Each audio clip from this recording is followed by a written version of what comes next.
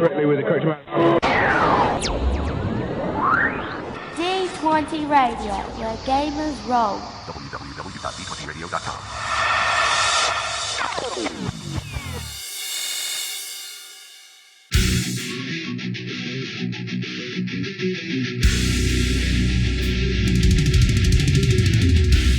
Welcome to Me and Steve Talk RPG, the podcast where me and my friend Steve try and help you get the most out of your role-playing game experience.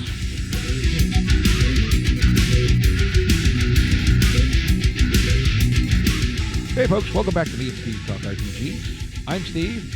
And I'm Steve. And we're going to talk about RPG stuff. But before we do that, we want to tell you about another podcast that we want to welcome to the D20 Radio Network. They are... Well, as we're recording this, I think they announced them earlier this week, but I think we're this will air in 2 weeks. So anyway, they're fairly new to the network. We haven't shouted them out before, and that's a podcast called I Should Roll. Absolutely. Now, what this is, it's, I've checked it out a little bit, and this is where I'm going to show my hibernation from video gaming. I have absolutely no context about anything Mass Effect other than knowing that a lot of people really love it. But I Should Roll is an actual play podcast set in the Mass Effect universe. And they actually, they have 2 campaigns going currently. One is something about the Valkyrie and the other is Dangerous something or other. I don't remember their names because I just started listening to them last night. And I can say this. Even though I know nothing about Mass Effect, it is a very entertaining podcast to listen to. They are very clearly big Mass Effect fans. And like I said, it's really entertaining. Seem to be very good voice actors or, role players, etc. The GM is really cool, seems to be. Her name's Kaya, yeah. And it's actually in a system of their own design, which, according to one of their little, they did a bunch of, intro episodes, kind of trailer-type things, and it's a custom system is the simplest way to put it. I said they took some from D&D, some from, Blades in the Dark. So, I don't know.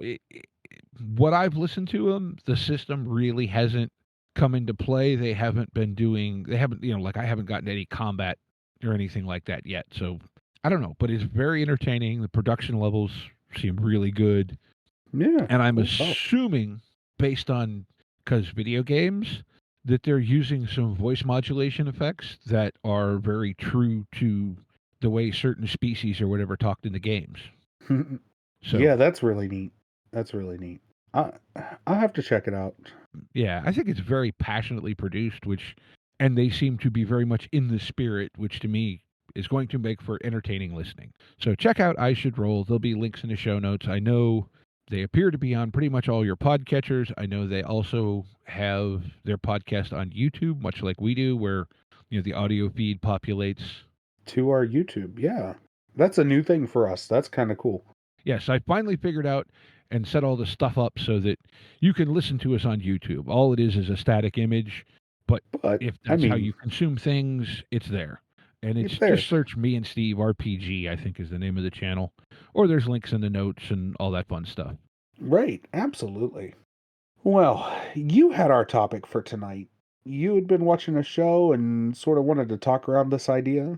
Yeah, so I found this show and I just randomly stumbled across it on Hulu looking for something to watch. And it's a cop drama. Okay, so nothing shocking there, right? There's 1,000,003 of them. Well, this one, though, is a little different because it's Canadian production.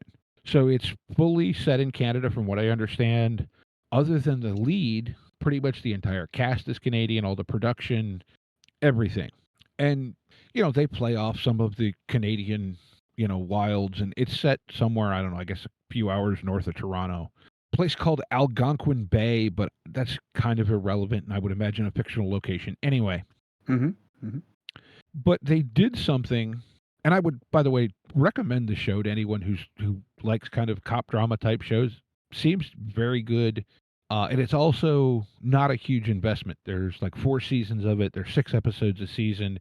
And each season kind of centers around a central case. But anyway, they did something in the first season that I thought was oh, hey, that might be a useful thing to do in a game, or a useful technique to like kind of have in your back pocket. Because, sometimes, you have that little side thing that's supposed to be just filler, and the players just like get focused on it and keep following it. We've all had that happen. We've all done that, right? Like, Yeah. people do that. So, to not spoiler anything too much, I'm not going to go into like details here. But as the show opens, your main character, this detective, is getting a new partner, but he's also tracking down this missing persons case that's become a murder and evolves into kind of a serial killer type thing, sort of. Anyway, but he gets this new partner, and he's like, "Well, here, you need to help me the most. You can clear all this other stuff I've been working on. I got this string of burglaries." So what this ends up happening is they get a suspect in these burglary cases, and they think that their suspect has been staking out the local big box store and then seeing who buys, bigger ticket items, and then following them home and then burglarizing the house, a few days later. But what they did that I thought was kind of brilliant, and the thing that I think we could use in RPGs is, so they've established that this killer they're after is essentially a serial killer, and so they're trying to locate them. Well, the killer goes to the store and buys I don't remember what, like a VCR or new TV or something, right? Mm-hmm. Mm-hmm. Burglar breaks into the serial killer's house, Mm-hmm. and things happen. That's a funny way of doing that. But you get where I see this, how this could apply to RPGs, and like essentially crossing your streams in a way that really, like, it's, you can just throw that in, right? Well, yeah, you can absolutely do something. Oh, I love that. I love doing that type of thing, where it's like, oh, by the way, this that you're after is also part of this bigger thing. Right. But like, the thing that I think struck me about it was because, oh yes, we all want these massive interconnected plot lines. Right. This was completely unrelated until it was completely related. Completely related. It's so that's such a real way of doing that. I hate to say that, but that's such a real life way of handling that situation, where you're like, how do I tie these two plot lines together? Oh yeah, the burglar dude just breaks into the serial killer's house. Like, that's a legitimate way to handle that situation. And I love that. That's a great way to play. You could easily do that with your players. Man, that's funny. That is funny. Like, I've done sort of that, where like my players have gone after, small time criminals that turned out to be bigger time criminals than they seemed. Mhm. But I've never done it in that particular way. Yeah, well, like I said, and this whole series to me is, a lot of it is delightfully twisted, is my way of maybe putting it, but like, Right. Yeah. it actually, I mean, it gets pretty dark. Hmm. But like I said, I think it's called Cardinal, and like I said, I Yeah. found it on Hulu. But like I said, it just got me thinking about, man, if you intentionally cross the streams, so to speak, but you can do it in ways like they did, where, so to speak, you don't have to have the big massive plan, right? Like, and obviously when that happened, the burglary case thing pretty much was solved. Right. Um, Right. Yeah. so like, they, neatly tied a bow on this element, and we're back to the main thing. Right. Exactly. Yeah, that's wild. And neatly tying a bow onto storylines is something that I definitely appreciate doing as a GM. I like to tie my storylines up, and be like, okay, this one, we're moving on from this one, because I find myself, it is a creative, not wanting to deal with things too much. You know what I mean? Like, for too long, I should say. I don't. When storylines drag out forever, I'm like, this is boring. No, but I wonder, is maybe, and that's maybe even the better place to go with this, as opposed to, crossing the streams. Is it how to neatly tie the bow quickly too, like something like I that think so. can't, you know, uh, I mean, and that's basically what they're doing in that situation. They're tying up a loose end, and it's really, tying up loose ends in your RPG story can really make an impact. It can really make an impact on your players because your players feel a sense of accomplishment. As a player, I always feel a sense of accomplishment when a storyline wraps up. And Right. so leaving too many loose ends means that you leave a lot open to like, oh, well, there's so much that we could have gone back and done. Like, especially if you're telling an overarching story and you just wrap it up and don't take the time to tie up your loose ends, you could really feel like, oh man, we missed out on all of this, over here. Yeah. But like I felt like in that case, in the case of this show too, the other thing it did was it also brought the main story a little more into focus for the investigators. Right. And that's a good way. It's a good way to do exactly that as well, is to, for your players, having a bunch of side content that they can go and do. And I say side content, I mean, not main plotline stories. And then coalescing all of those into the main plotline does help get everybody back invested on what your main story is. Right. And it gets all your players reinvested in that, and it helps them feel, like I said, that sense of accomplishment because they've done something that is now leading them down a path that is, maybe what I'll call a plot. You know what I mean? Yeah. Well, here's the other thing too though. Okay. Like it's tying up the loose ends, it's advancing the main story, but it also adds color, It adds right? color, Because it adds it complexity to your world. Yeah. right. Yeah, Yeah. because like if you think about it, in this city, whatever, well, there's going to be more than one case ongoing in the cops world, just like there's going to be more going on in the city or the whatever your setting is for your players than the one thing they're working on. And like I think you can use having those multiple things going on. Excuse me. I think you can use having those multiple things going on to, in a sense, build some. It adds depth, it adds realism, but the way they kind of tied this all together, and like I said, I would this specific thing I'm talking about all happened in season 1 of this show. Right. Um, but like it it adds more depth to the world because you've got more going on, but I just thought the way they tied it around was like Oh yeah, adds that's depth, brilliant. but It's now it's done and it's no longer a distraction. right. I like you know, adding depth to your world. You can do a lot of things. Some people do very detailed descriptions of areas. Some people do. I find the best way to add depth to your world, in my opinion, and for my GMing style, is to let my players add that depth. I find myself going, okay, um, here's our main storyline. You guys are invested in this. But in the meantime, what do you want to be doing when we're not, like, there's this sword that's been missing for a millennia. Your job is to go find it. Okay, well, that's all well and good, but we're here for 3 more days. So, what are you doing in the meantime to pass the time?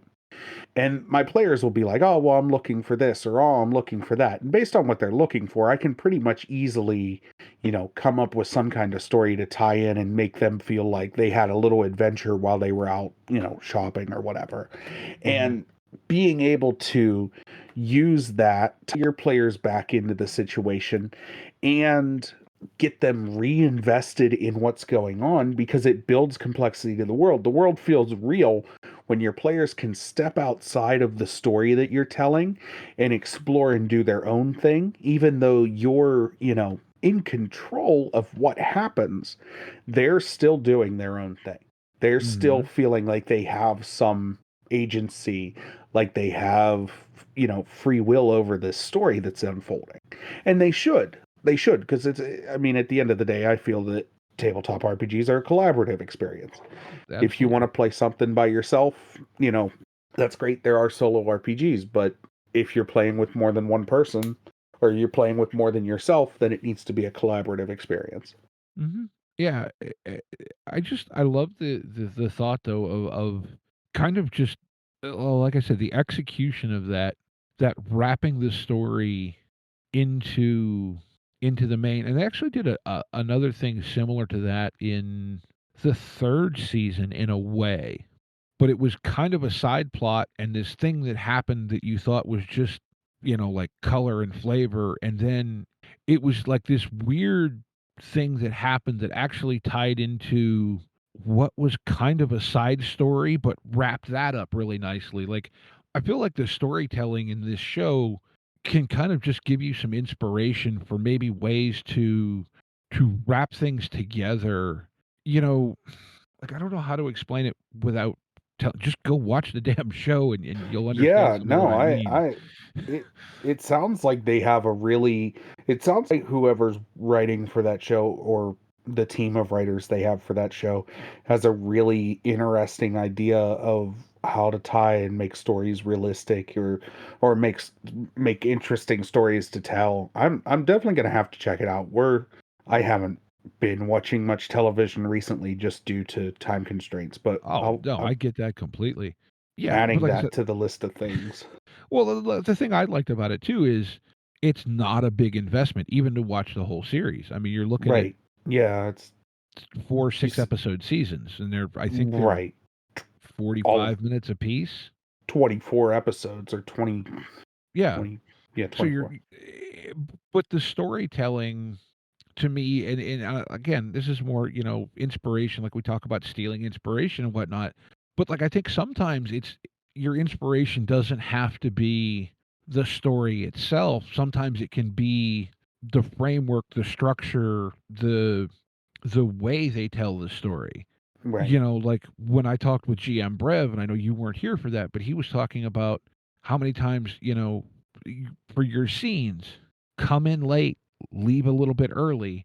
He said, because if you think about this in film, how often do you come in a sentence or two into the conversation and leave before the conversation is completely resolved? Right, exactly. Yeah, doing that, I mean, entering, as someone's having a conversation, walking in, especially like, yeah, I don't know. There are tricks and stealing from television, stealing from movies, watching you know what show I really love? I Hmm. really love old ER with George Clooney. Okay. Yeah, back in the 90s. I really love some ER. See, my wife really likes that series. Yeah, it's a really good show. And it's a really good show to steal inspiration for how to do character talking moments. Okay.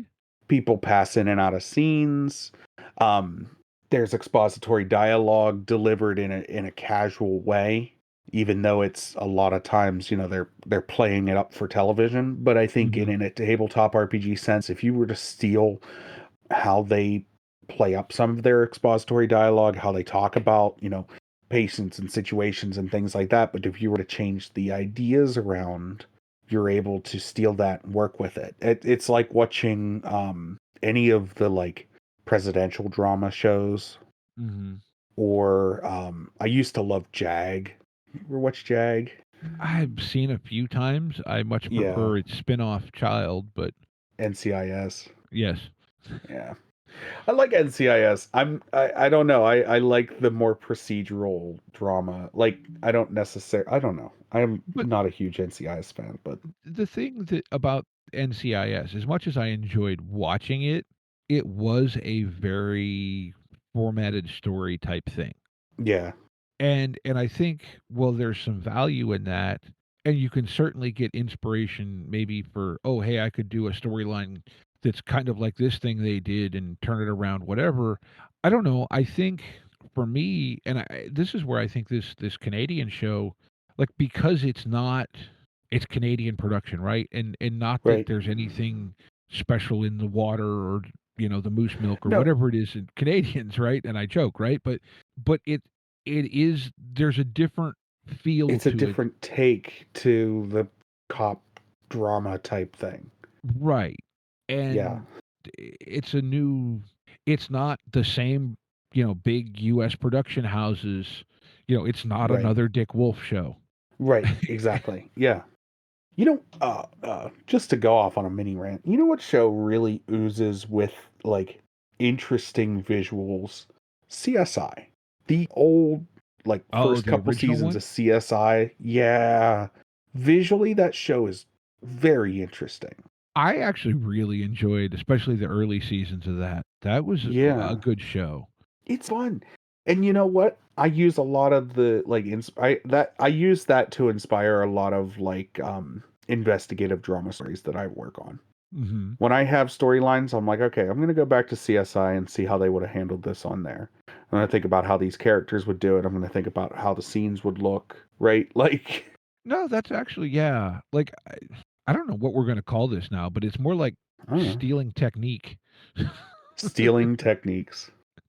I mean, it's the truth. That's what we need to be doing. Well, Not right. need to, but But I think the other thing, well, in a sense, we don't need to, but it helps. And I think maybe the whole drive here is broadening broadening your theft pool. right. You know what I Broaden mean? your Like, theft pool. That sounds like a term that you would find in an RPG. It sounds like you're playing a game that has what do you call that where you roll multiple dice? A a dice dice pool pool. mechanic, right? And you're like reading through the rule book and you get to this section it's like chapter 5, broaden your theft pool. Roll X amount of D6s to broaden your theft pool. Right. But like, by that, I mean, like, you know, don't like, Step out of step out of your comfort zone in a way. Watch something that you wouldn't normally watch. right. And Um, I think that's valuable in so many things. Like, look, you know me, Steve. I like to tinker and think about building things, even though I don't get nearly the amount of time to build and make things that I would like to. yeah. But what I've found, as much as it's great to watch masters of a discipline, Oh yeah, I love watching people that have no idea what they're doing. w- but what I That actually too. like more in some ways Okay. are those guys or gals, or we'll just call them people, those creators who. So, guy that I'll point to, he was on TV for a while. The show was called, oh dang, I can't remember the now. The guy's name is Ian Roussel. He had a Okay. show that was on Motor Trend and Velocity for a while. Oh, okay. Okay. And he builds cars, but he is a welder slash artist, is how he would kind of describe himself. Oh, And so okay. a lot of what he builds are Full Custom Garage was the name of the show. That's it. Yep, that's who it is. I was just getting there. But if you watch him, and now he does stuff on YouTube, I think the name of the channel is Full Custom Ian. Okay. Yeah. But if you watch especially his YouTube stuff, where it's much less produced, obviously, you really understand how often he's going, I have this concept, and in a sense, he's building functional art, but he's doing it by taking this concept and this concept and this concept and putting them all together. Or another guy that I've learned a lot in this kind of manner from, and this guy is a little bit different. There's a guy named Ben Crow who is the owner, lead builder for this guitar company out of England called Crimson Guitars, Right. and he's a very, very good luthier. Like I believe he trained in like violin making and stuff. Oh yeah. Yeah. But Yeah. as he's come along, he has tried to broaden his skill set and studied stuff like watchmaking, and so he takes techniques from all these other disciplines and applies them to making guitars. And a lot of the guitars he builds are they're works of art in their own way, not just as guitars. And he's done a couple that are just like, oh my god, over the top. And while I'm not, for me, I don't necessarily see that as value in the instrument. I appreciate it from the concept of this is a guy trying to learn and explore alternate ways that he can do the same thing. Yeah. No, I know that's cool. That And is freaking cool.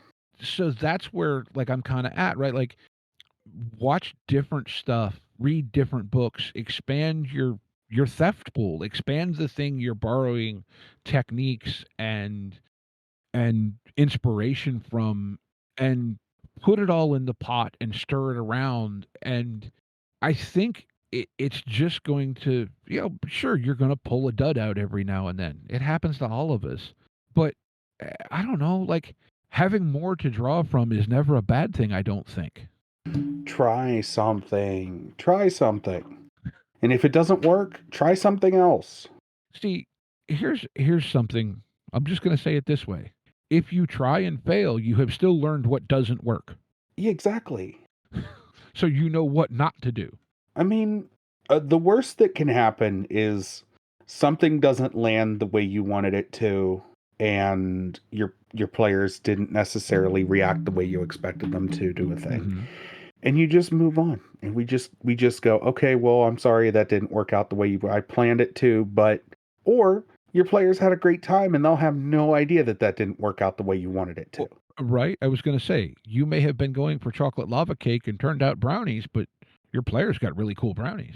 Yeah, your players really enjoyed those brownies. I mean, So I guess I don't know. I guess my whole point is like I think this show to me, Cardinal opened up thoughts on connecting stories that really aren't connected, but that it can be really easy to do this sometimes because it just happened.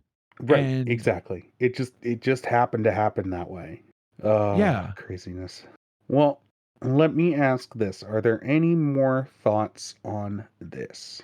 I don't think so. I mean, we kind of tied it up faster than I expected to, but it's also more of a go look at this example. Yeah. Little short episode this week, but nobody's complaining about that. It's Yeah. summertime. Yeah, well, that's true. And we still have other things to do, so Well, you yeah, know. we still got to talk about Game of the Week. Woo, game of the week. Game of the week. Game of the week. All right, so I have a game. Okay. Mine is called I should have done this ahead of time, and why didn't I That's copy a this good link one. and paste I it into play that here? one all the time. You play that one all the time? Why didn't Yeah. why didn't I do this ahead of time? Yeah. Right? Mine is called Regen. Okay. It is system agnostic. From what I was seeing, it's system agnostic. Yeah, any system agnostic, unique to other system. It's a narrative role-playing game. I'll just read this straight from their page. It's a narrative role-playing game set in the dystopian rainy city where identity, memory, and humanity are slowly eroding.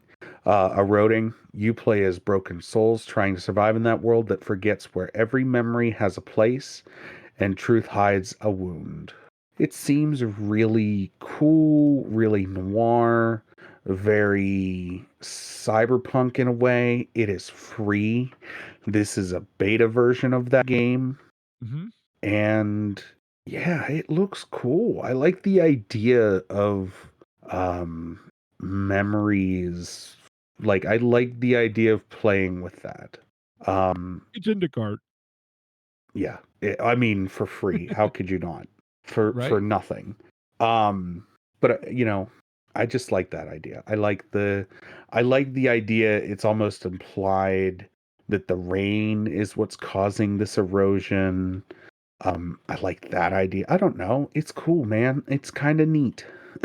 It also appears to be when you go to download it, there's apparently it looks, I'm guessing, an Italian translation.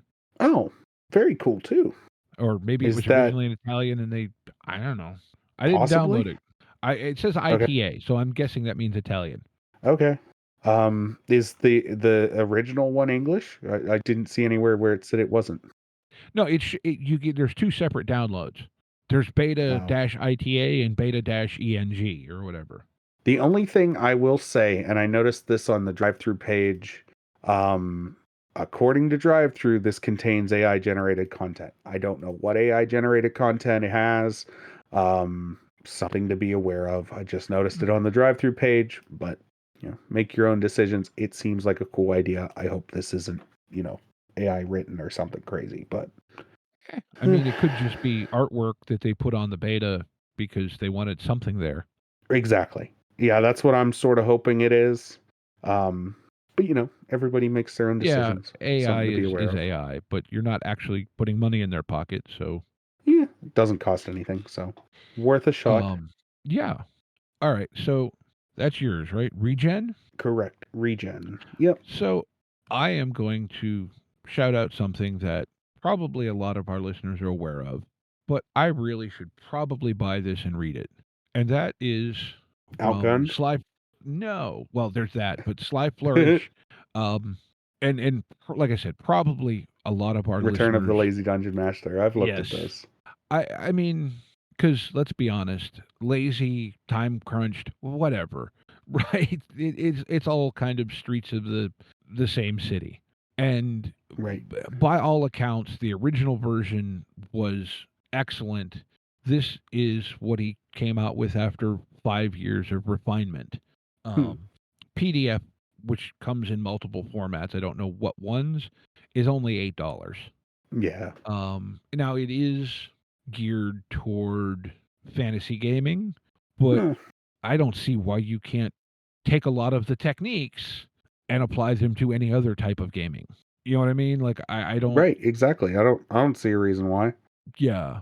So I mean, for $8, I think it's probably something worth checking out. Like I said, I do know, I remember not so much recently, but a few years back, hearing a lot of talk out of how much use people got out of, be it Return of the Lazy Dungeon Master or, other creations from, I believe the guy's name is Mike Shea. But I think that's going to be my pick this week just because something. And I actually am going to caveat this all, though, with I wanted to kind of add a thing to Game of the Week here. Okay. And that's I started watching something else this week, actually on the recommendation of a coworker. And this is kind of half watching, right? Because I'm working, but it's kind of noise and looking at things a little bit while I'm doing what I'm doing. Right. Is it the new And season of Love, Death, and Robots? no, it's a show that's on Amazon. Okay. Apparently, it's only one season. They apparently have announced that they aren't going to do more. Have you seen any of The Bondsman? I have started watching The Bondsman. I don't want to talk about The Bondsman with you, but I will say that show is fantastic. Is it just me, or would that not be a hysterical RPG concept? It would be a fantastic RPG concept. That's partially why I started watching it. Now, here's my question. Just quick thoughts off the top of your head, what do you use for it? Off the top of my head, I'm running that and maybe like Blades in the Dark. Okay. That could probably work. I was actually thinking Savage Worlds. Savage Worlds would work. Because it's kind of punchy and comedic, a little bit pulpy in a way. I feel like Blades in the Savage Worlds might do it. I don't know if there's an already existing supplement out there. Maybe, if any of our listeners know of something, they could let us know, email, Discord, whatever. Yeah. But like, I just think that is a fun concept to mine. Oh, it really is. It's a really cool show. And it's goofy in all the right ways. So I have a pitch for you without going into discussing this a great deal, because you said you don't want to. Right. And I know they're not going to do it. But what if you took that and made it a series where each season was a different bondsman? I would love an anthology series like that.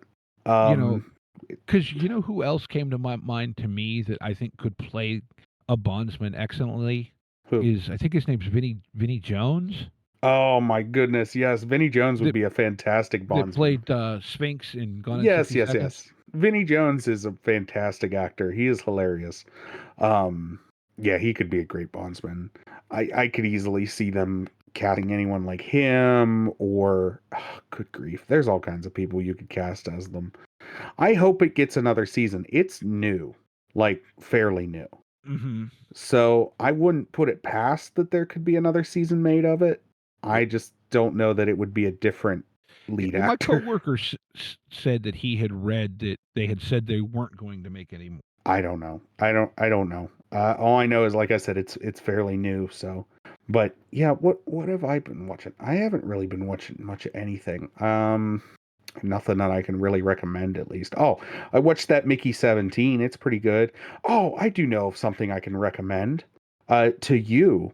That new Captain America movie is actually pretty all right. What's this one called? Brave New World. Okay. It's the one with Anthony Mackie and where he's Captain America instead of Falcon. Okay. And Harrison Ford is the president. Okay. Watch the trailers if you haven't seen the trailers for it, because they do straight up spoil the plot of that movie. Okay, so you're saying don't watch the trailers. Yep. Go into it, turn it on, watch it. You'll have a great time. If you watch the trailers, you're not going to have a bad time, but you're going to be like, man, I really wish that wouldn't have been spoiled for me. Fair enough. It's got Tim Blake Nelson in it, which was a fantastic surprise. He's always good to see in things. And I walked away from that movie actually pleasantly surprised because I didn't intend on watching it. It showed up on Disney Plus. I was like, I'll throw it on, see how it is. And I had a great time. I really honestly did. It's got good intrigue. It's got a good storyline. The pacing is really well done. It's a really entertaining movie. And I was honestly surprised that I walked away from a Captain America movie going, this was actually really good. I would watch more of this. Cool. Because I wasn't a huge fan of that Falcon and Winter Soldier series. Just not my cup of tea. But yeah, it was really fun. Really fun. Cool. Yeah, with all that being said, as always, links to everything are in the show notes. YouTube now, you can find us on Discord. As always, Patreon. And we want to thank everyone for listening along today and remind you to be kind to one another and get out there and play some RPGs. Yep. Take care, y'all. And go broaden your theft pool.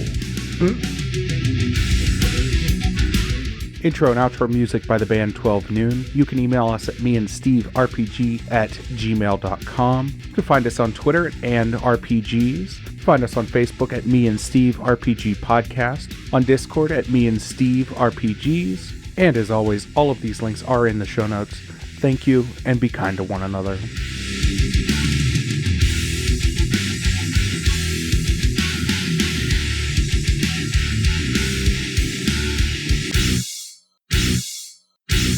How much for the cigar? Cigar, $20, dog. You gotta go down the street to the store and buy that.